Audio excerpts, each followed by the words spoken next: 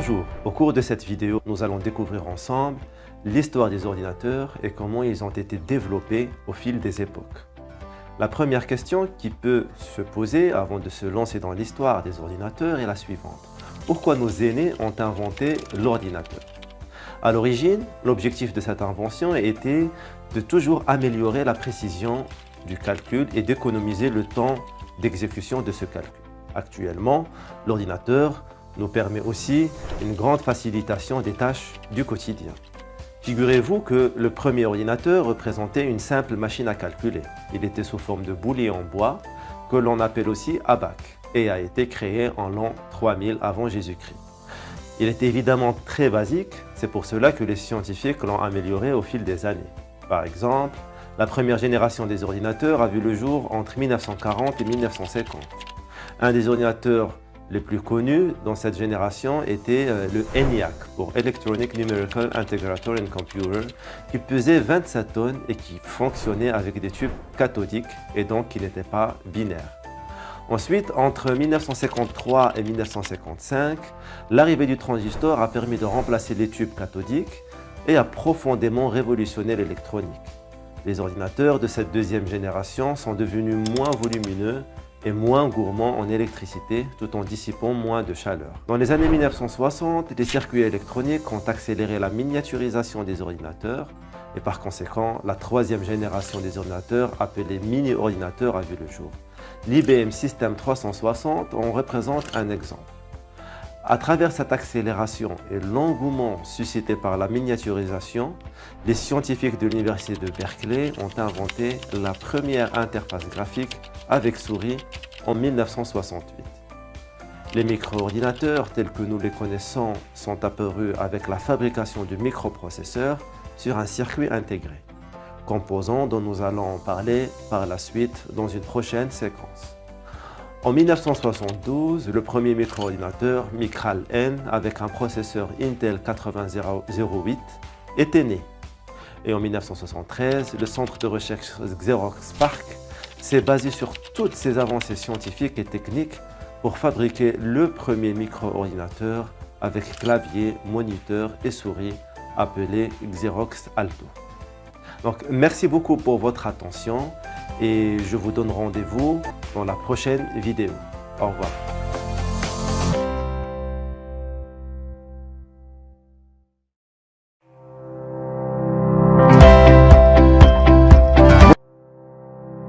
Bonjour et bienvenue dans cette vidéo dans laquelle nous allons découvrir et comprendre l'architecture des ordinateurs. Nous pouvons commencer par la carte mère. Pourquoi me diriez-vous? Tout simplement parce que c'est le composant central d'un ordinateur. En effet, elle permet de connecter tous les autres composants entre eux. Il faut noter que les cartes mères ne sont pas universelles, c'est-à-dire elles ne fonctionnent qu'avec les microprocesseurs qui leur sont compatibles. J'ai dit microprocesseur, mais qu'est-ce qu'un microprocesseur? Vous pouvez le considérer comme le cerveau de l'ordinateur. Il permet d'exécuter les instructions dans un ordinateur. Sa vitesse est déterminée par sa fréquence en Hertz. Un autre composant important de votre ordinateur est la mémoire vive, ou la RAM, pour Random Access Memory. Ce composant permet de stocker les fichiers ou instructions courantes de votre session. Ainsi, un ordinateur ayant une capacité de RAM importante, par exemple supérieure à 4 gigaoctets, sera plus fluide et bloquera moins. Notons que la mémoire RAM permet de sauvegarder les informations uniquement si la machine est en marche. Lorsqu'elle sera éteinte, toutes les informations de la RAM seront supprimées. À part la mémoire vive ou la RAM, l'ordinateur possède une mémoire morte, qu'on appelle également ROM, pour Read Only Memory. Elle permet de stocker les informations ou instructions sans qu'elles soient détruites lors de la mise hors tension de l'ordinateur. Par exemple, les instructions nécessaires au démarrage de l'ordinateur sont stockées dans cette mémoire ROM. Un autre composant essentiel de l'ordinateur est le disque dur. Ce dernier permet de stocker les informations d'une manière permanente. Il existe 3 grandes familles de disques durs, les disques durs avec un branchement IDE, les disques durs avec un branchement SATA et les disques durs avec un branchement SSD. Ces derniers permettent de sauvegarder les informations plus rapidement, mais ils sont plus fragiles. Je parle évidemment des disques durs SSD. Tous les composants ayant pour objectif de stocker une quantité d'informations telles que la RAM, ROM ou le disque dur dispose d'une capacité de stockage. Celle-ci peut être exprimée en bits et en bytes. En français, on dit octet. Alors, un bit correspond à une valeur binaire 0 ou 1. Un octet est équivalent à 8 bits. Vous aurez ainsi compris que toutes les informations de l'ordinateur sont codées en bits et donc en octets. Merci pour votre attention, à bientôt.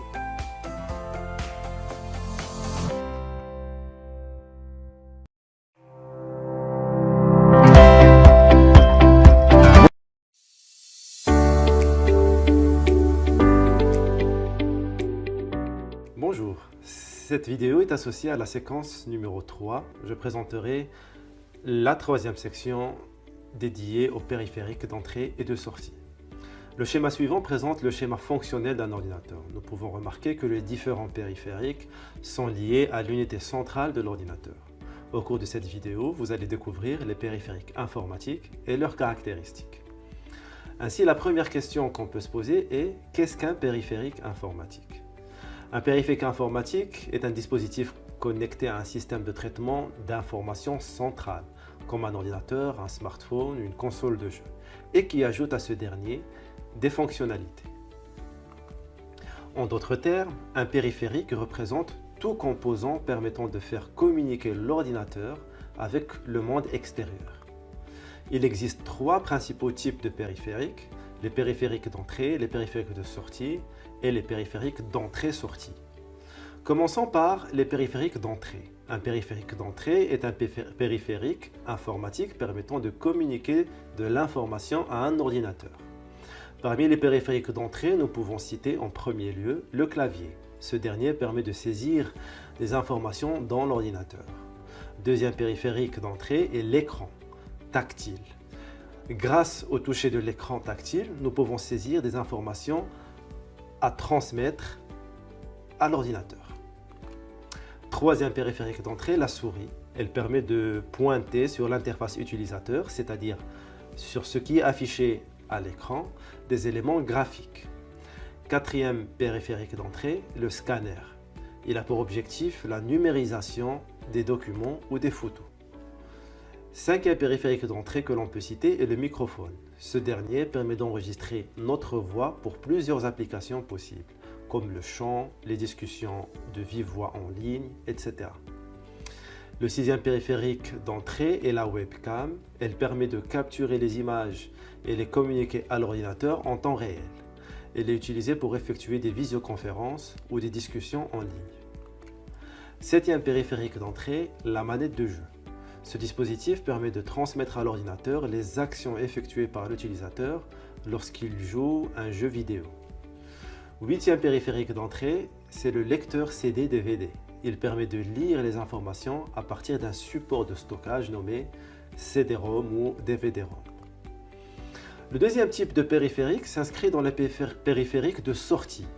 Un périphérique de sortie est un périphérique informatique permettant de transmettre les informations de l'ordinateur vers les utilisateurs. C'est-à-dire, il récupère l'information à partir de l'unité centrale de l'ordinateur et nous la transmet à nous. Nous pouvons citer par exemple l'écran ou le moniteur qui permet de nous afficher de l'information provenant de l'ordinateur. Les haut-parleurs également, qui sont des dispositifs essentiels pour écouter les sons provenant de l'ordinateur.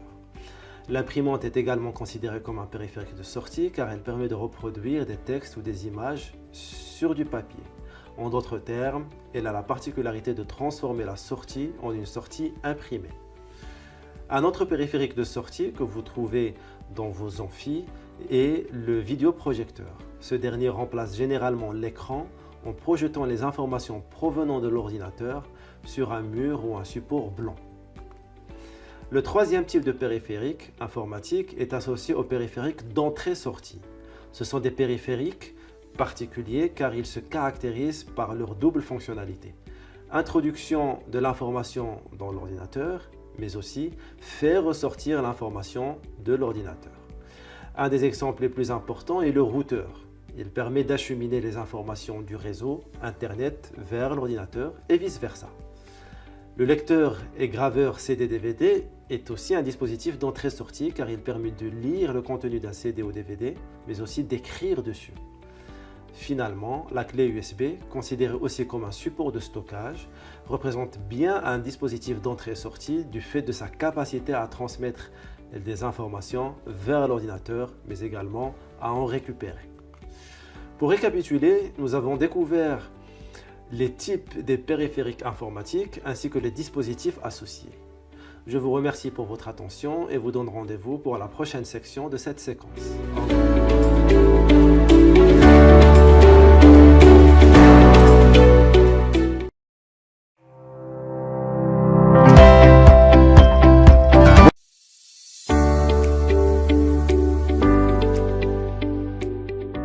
Bonjour, bienvenue dans cette vidéo qui constitue la suite de la séquence 3 intitulée Architecture matérielle et logicielle des ordinateurs.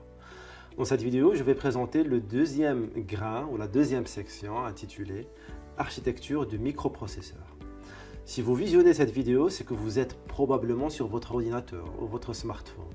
Comme vous le savez, ces dispositifs ont bouleversé notre existence. Mais savez-vous quel est le composant électronique central qui se cache derrière ces machines et qui permet leur fonctionnement? Dans cette vidéo, nous découvrirons l'architecture du microprocesseur ainsi que son fonctionnement. Nous avons vu dans une séquence précédente qu'en 1945 fut créé le premier ordinateur entièrement électronique du nom d'ENIAC, fonctionnant avec des tubes à vide. Le problème était que ces tubes n'étaient pas fiables. En 1955, les choses vont changer avec l'invention du transistor, le TRADIC pour Transistor Digital Computer, qui sera le premier ordinateur à transistor. En effet, ces derniers sont des composants électroniques à semi-conducteurs qui sont beaucoup plus petits, plus fiables et qui consomment moins d'énergie. Mais la grande révolution se produira au début des années 70 avec l'apparition du microprocesseur qui représente un circuit intégré, fruit de la miniaturisation des composants électroniques sur une plaque de silicium de quelques centimètres carrés. Ce composant électronique a bouleversé la production des ordinateurs en réduisant le coût énergétique, en diminuant le coût de fabrication et surtout en augmentant la vitesse du calcul. À l'origine, le circuit intégré a été créé en 1958 par Jack Kilby. Cet ingénieur en électronique avait pu câbler à la main plusieurs transistors permettant de réaliser des mémoires et des unités logiques et arithmétiques. En 1969, Marcian Hoff et Federico Fanguin ont inventé le premier microprocesseur que Intel commercialise 2 ans plus tard sous le nom d'Intel 4004. Il contenait 2300 transistors et pouvait réaliser 92 600 opérations par seconde à une fréquence de 740 kHz. Sa performance était comparable à l'ordinateur ENIAC qui occupait 67 m² pour un poids de 30 tonnes. Aujourd'hui, tous nos appareils électroniques disposent de tels circuits intégrés. Depuis les années 70, le nombre de transistors n'a cessé d'augmenter dans les microprocesseurs. La loi de Moore nous indique que le nombre de transistors doublerait tous les 2 ans. Par exemple, en 1970, le microprocesseur Intel 4004 comprenait 2300 transistors, alors que le plus récent microprocesseur d'Intel, le i9-11900K, comprend 17 milliards de transistors. En effet, nous avons tellement miniaturisé les transistors que leur finesse de gravure est passée en dessous des 10 nanomètres et qu'elle s'approche de nos jours de la taille des atomes. Ceci dit, comment alors fonctionne un microprocesseur? Il faut savoir que le microprocesseur ne comprend que le langage machine, qui est le langage binaire. En réalité, il s'agit de signaux électriques que capte le microprocesseur. Le 1 veut dire qu'il y a passage du courant et 0, non. Mais il n'est pas pratique de communiquer avec le microprocesseur en utilisant le langage binaire. Pour remédier à ce problème, les scientifiques ont traduit le langage binaire en créant la table ASCII. Par exemple, la lettre A se traduit par une suite de 0 et de 1. La même chose pour la lettre B. La phrase Hello World, et oui, ça fait beaucoup de zéros. Grâce à cette table, la communication était devenue plus simple. Quant à l'architecture du processeur, nous ne pouvons l'aborder que si l'on aborde en premier lieu l'architecture du transistor, car en effet, un microprocesseur est un agencement de transistors. Le transistor se compose de 3 broches, le drain, la source et la grille. Il se comporte comme un interrupteur électrique commandé par la grille. Il existe 2 types, le NMOS qui laisse le courant en sortie si la grille est alimentée et le PMOS qui effectue l'inverse du NMOS. La combinaison de ces transistors permet de former des portes logiques. Et c'est grâce à ces portes logiques qu'on peut effectuer des calculs. Par exemple, la porte E qui prend en sortie la valeur 1 si seulement les deux entrées valent 1. Si l'une des deux entrées vaut 0, alors la sortie vaudra 0. Quant à la porte OU, qui est légèrement différente de la porte E, elle prend la valeur 1 si l'une des entrées vaut 1. Il existe bien sûr d'autres portes. La combinaison de ces portes forme l'architecture du microprocesseur. Nous sommes arrivés à la fin de la première partie de cette section. Je vous donne rendez-vous pour la deuxième partie dans laquelle on découvrira comment le microprocesseur exécute ses instructions. Merci et à bientôt.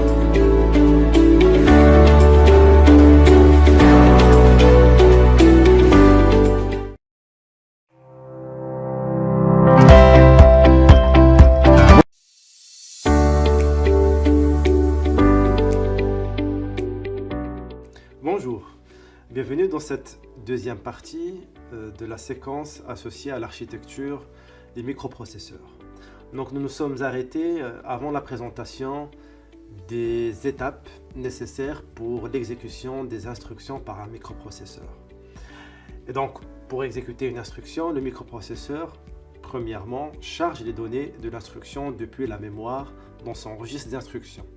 Le registre d'instruction contient l'adresse de l'instruction à exécuter ainsi que les opérands nécessaires à son exécution. Deuxièmement, le microprocesseur décode l'instruction en utilisant les circuits de décodage qui interprètent les bits de l'instruction et déterminent l'opération à effectuer. Troisièmement, le microprocesseur exécute l'instruction en effectuant l'opération spécifiée sur les données. Les résultats de l'opération peuvent être stockés dans des registres ou renvoyés à la mémoire. Finalement, le microprocesseur peut ensuite passer à l'instruction suivante dans la séquence d'instructions à exécuter. Détaillons maintenant le rôle des composants principaux du microprocesseur. Les registres sont des zones de mémoire rapide où sont stockées temporairement les instructions afin qu'elles soient exécutées. Nous avons également la mémoire cache, qui est une mémoire rapide qui réduit les délais d'attente des informations stockées en mémoire vive. Et l'unité d'instruction, qui lie les données qui arrivent et les achemine vers l'unité de contrôle. Cette unité de contrôle comprend le séquenceur qui synchronise l'exécution des instructions au rythme de l'horloge, du compteur ordinal et du registre d'instructions qui contient toutes les instructions. Ensuite, l'unité de calcul accomplit les tâches reçues par l'unité d'instruction. L'unité de calcul comprend la UAL pour unité arithmétique et logique qui assure les calculs basiques de l'arithmétique ainsi que les opérations logiques. Le FPU pour Floating Point Unit effectue les opérations complexes à virgule que l'UAL ne peut opérer. C'est pour cela qu'il nécessite généralement une unité matérielle spécialisée. Le registre d'état sauvegarde l'état du système, le registre accumulateur stocke les résultats des opérations arithmétiques et logiques, et l'unité de gestion des entrées-sorties gère les flux d'informations d'entrée-sortie en interface avec la mémoire vive. Dans le dernier bulletin du cabinet d'études IC Insights, on apprend que 5 fournisseurs mondiaux de microprocesseurs se partagent 86% du marché en 2021. En tête, nous trouvons bien sûr l'entreprise Intel qui accapare 50,9% de part de marché avec 52 milliards de dollars. D'ici quelques années, les transistors seront tellement petits qu'on commencera à se heurter à une limite physique et aux effets de la mécanique quantique qui viendront perturber le fonctionnement des transistors. Ainsi, il viendra le jour où la loi de Moore que nous avons vue ne sera plus d'actualité. Cependant, les chercheurs, et heureusement qu'ils sont là, travaillent pour remédier à ce problème.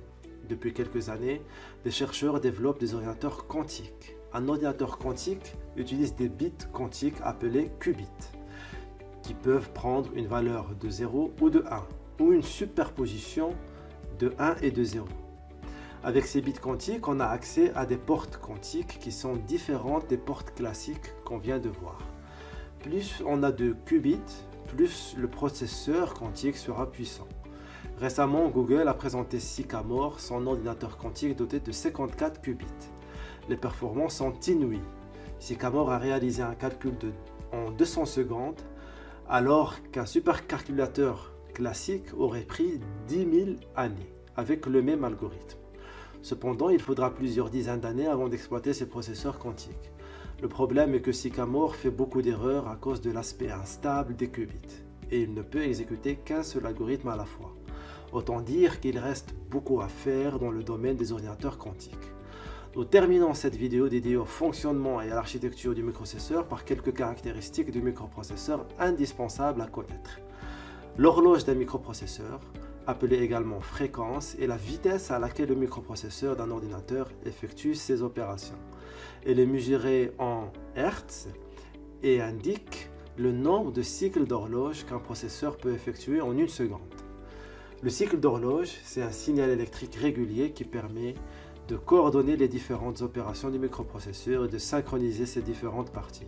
Chaque cycle d'horloge est une unité de temps qui représente la durée entre deux changements d'état du signal d'horloge. Pendant chaque cycle d'horloge, le processeur exécute une série d'opérations internes telles que la récupération des instructions depuis la mémoire, le traitement des données, la mise à jour des registres, etc. Nous avons également les microprocesseurs à plusieurs cœurs. Un microprocesseur à plusieurs cœurs est un type de microprocesseur qui effectue plusieurs unités de traitement indépendantes, appelées cœurs, sur une seule puce.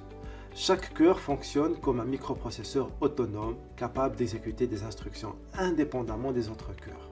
Nous sommes arrivés à l'issue de cette deuxième partie de la séquence associée à l'architecture des microprocesseurs. Je vous remercie pour votre attention et vous donne rendez-vous pour la prochaine section de la séquence numéro 3. À très bientôt.